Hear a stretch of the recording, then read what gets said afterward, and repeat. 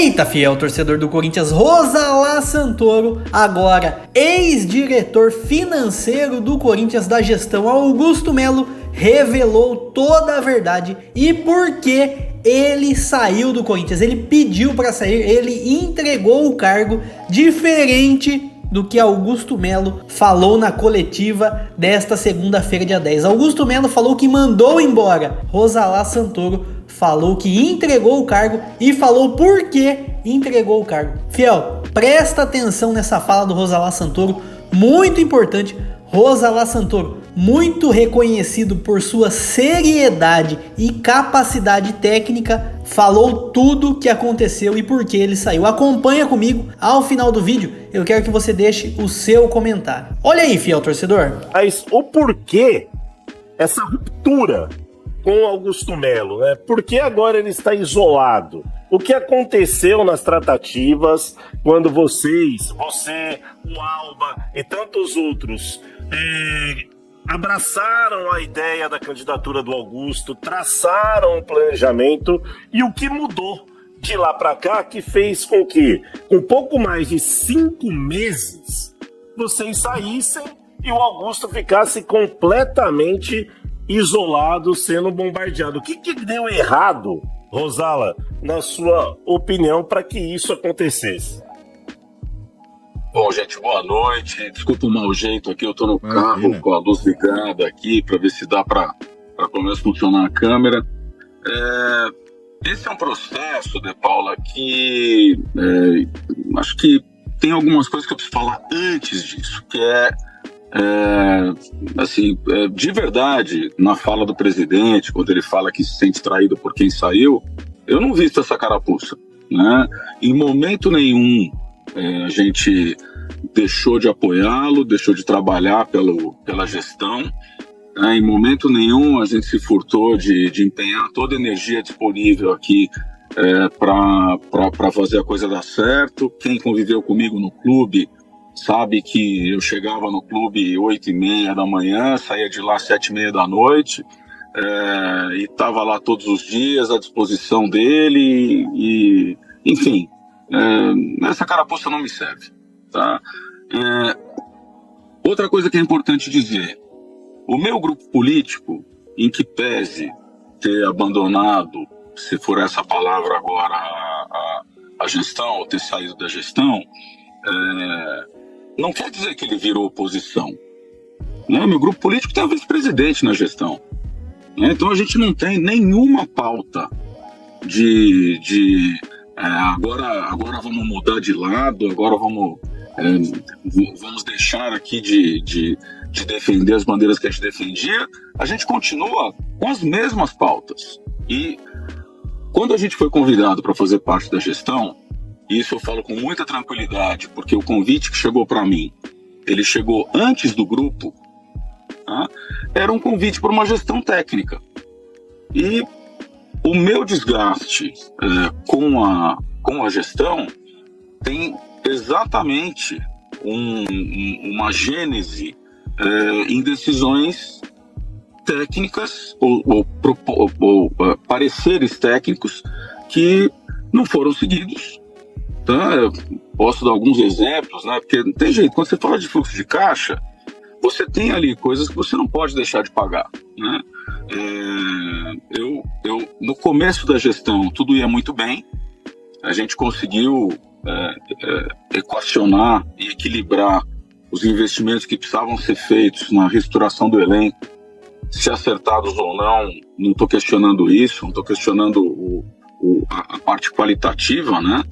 Mas a gente conseguiu equacionar a parte de investimentos que seriam feitos nesse primeiro ciclo para remontar o elenco, com a venda de jogadores. Então o que a gente tinha para investir na remontagem da equipe era um dinheiro que tinha origem no próprio elenco, que foi o recurso da venda do Moscardo, né?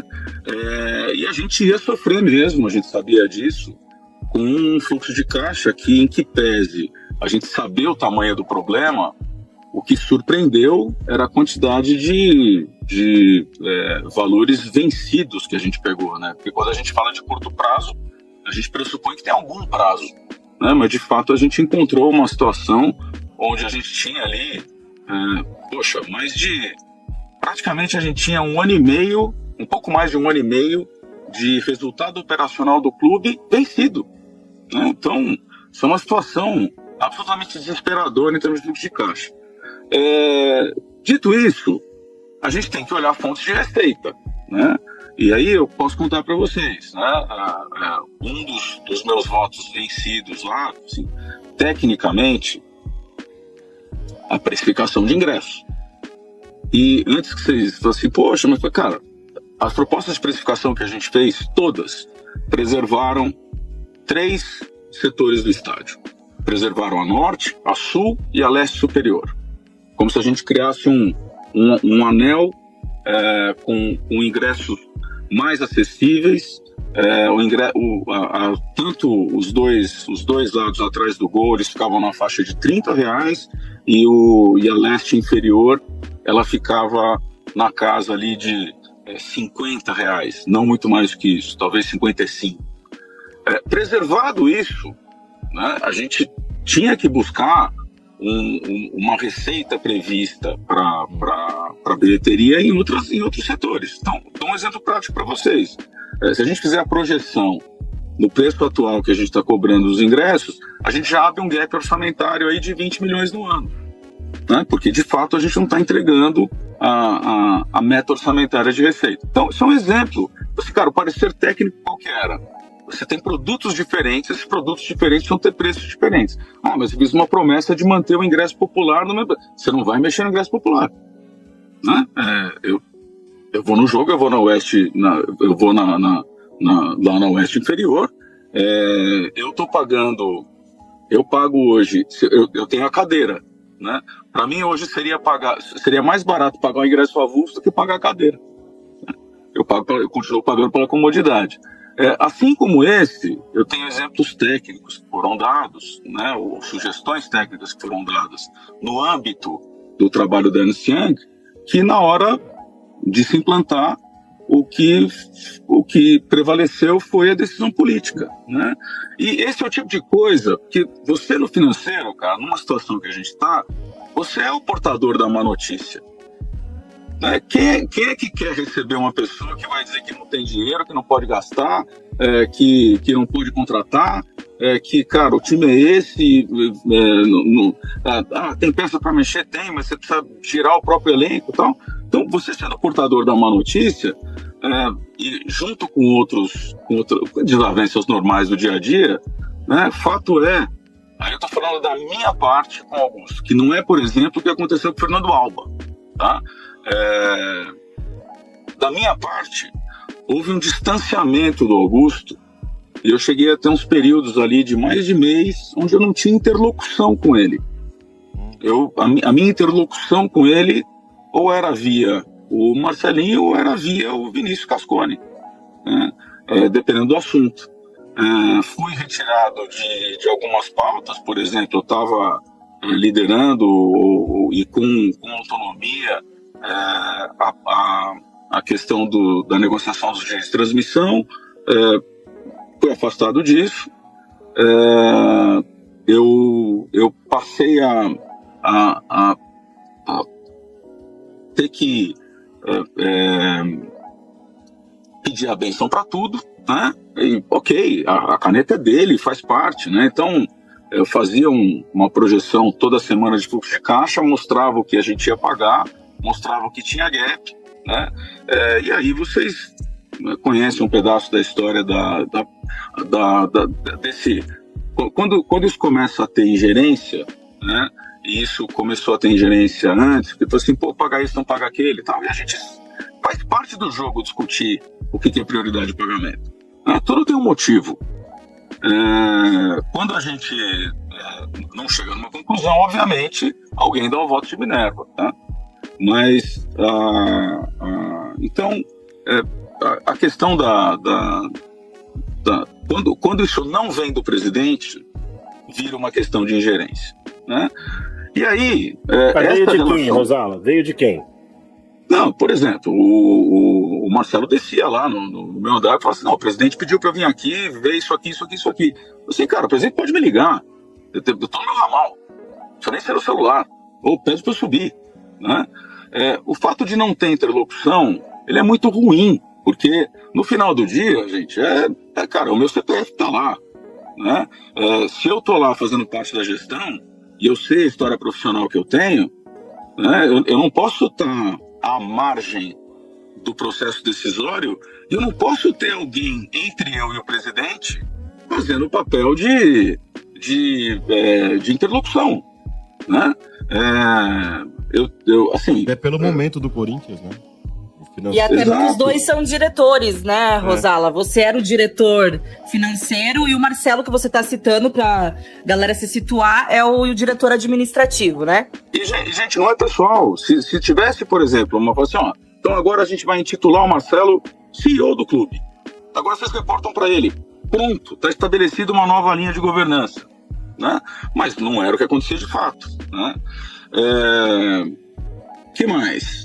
Aí, respondendo a primeira pergunta, né, essa relação veio se desgastando por causa disso. Né? Quando você fala, a decisão de sair, ela aconteceu 2 semanas atrás e ela tinha tudo a ver com ingerência, que eu não sei se vocês lembram, foi no dia que o Sérgio do marketing se afastou, teve aquele podcast lá do Cross, né, e no podcast do Cross, numa das falas, o Augusto falou, não, o Marcelo vai lá mesmo e autoriza 30, 40 pagamentos por dia e é para ele ir lá mesmo, ele vai para não ter erro, para evitar erros. Então, quando eu fui falar com o Augusto de noite, ele estava no clube, eu falei assim, chefe, você já me demitiu no podcast, eu só vim aqui te entregar o cargo. Não, não quis dizer isso, assim, cara, mas não dá para conviver com pontuei alguns casos lá de ingerência, né? Falei assim, não, isso não vai mais acontecer, autonomia total, ingerência zero. Eu falei, vamos dar um voto de confiança. Esse voto de confiança não durou 2 semanas, né? Essa semana mesmo eu tive um episódio evidente de ingerência, nada a ver com prioridade de pagamento, mas um processo interno lá do departamento financeiro, que quem aprovou eletronicamente foi o Marcelinho, a minha revelia, mais uma vez. Então, quer dizer, eu, pensando profissionalmente no que eu estava fazendo, eu falei, entendi, vocês não me querem mais aqui. A sugestão técnica, ela não tem peso, a decisão é política, né? Você não precisa de gente técnica na gestão, porque você não está fazendo uma gestão técnica. Né? E, da minha parte, cara, eu estou aqui, abrindo mão da minha vida pessoal, me dedicando ao Corinthians de corpo e alma, feliz da vida, sem reclamar, né? Lembra que eu sou estatutário, né? Não sou um cargo remunerado, então eu abri mão de muitas coisas do meu dia a dia para estar aqui, e chegou numa hora que eu falei assim, cara, se eu não tenho interlocução com a pessoa que decide, eu não posso correr o risco do fluxo de informações chegar para essa pessoa de forma distorcida e eu no final do dia estar assinando alguma coisa que não é exatamente o que eu tenho conforto em assinar. Ser corintiano é bom, Betão? Demais.